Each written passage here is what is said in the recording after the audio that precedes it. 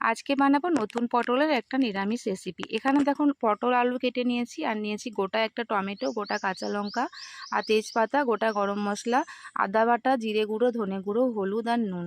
কড়াইয়ের মধ্যে সর্ষের তেল নিয়েছি বেশ খানিকটা, তেল গরম হয়ে গেছে। এরপর পটলগুলো ভেজে নেব। পটলগুলো দেখো দিয়ে দিয়েছি তেলের মধ্যে, আর একটুখানি নুন দিয়ে নেবো। দিয়ে একটু লাল লাল করে ভালো করে পটলগুলো ভাজতে হবে। তো দেখো এখানে নুন দিয়ে নিয়েছি, একটু নাড়াচাড়া করে ঢাকা দিয়ে দেবো যাতে করে পটলটা নরম হয়ে যায়।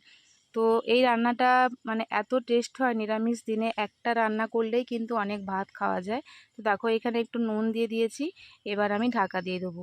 পটলটা একটু ভালো করেই ভাজতে হবে, লাল লাল করে। দেখো সমস্ত পটল নাড়াচাড়া করা হয়ে গেছে, ঢাকা দিয়ে দিয়েছি। পটলটাও দেখো লাল লাল করে ভাজা হয়ে গেছে। এবার পটলটা আমি তুলে নিচ্ছি। ওই তেলের মধ্যে আলু দিয়ে দিচ্ছি। আলুটাও একটু ভালো করে ভাজতে হবে। নতুন পটল, নতুন আলু, মজাদার রেসিপি।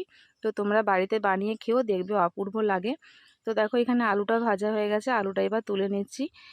দেখো কি সুন্দর লাল লাল করে আলুটা ভাজা হয়ে গেছে। এবার সমস্ত গোটা যে ফোড়নের মশলাটা ছিল সেটা দিয়ে দিলাম। গোটা টমেটো, তেজপাতা, কাঁচা লঙ্কা আর গোটা গরম মশলা সমস্ত কিছু দিয়ে দিলাম তেলের মধ্যে। এবার যে বাটা মশলাটা ছিল সেটাও দিয়ে দিলাম। সমস্ত কিছু ভালো করে নেড়েচেড়ে কষিয়ে নিতে হবে। আর টেস্টের ব্যালেন্সের জন্য একটু চিনি দিয়ে নেবে। দেখো চিনিটাও আমি দিয়ে দিয়েছি, এতে করে কালারটাও কিন্তু সুন্দর হয়। সমস্ত কিছু তেল ছেড়ে দিয়েছে, মশলা কষানো হয়ে গেছে। এরপরে যে পটল আর আলুটা ভাজা ছিল সেটা দিয়ে ভালো করে কষিয়ে একটু জল দিয়ে ঢাকা দিয়ে দিতে হবে। জল কিন্তু বেশি দিও না, জলটা একটু আন্দাজ মতোই দেবে।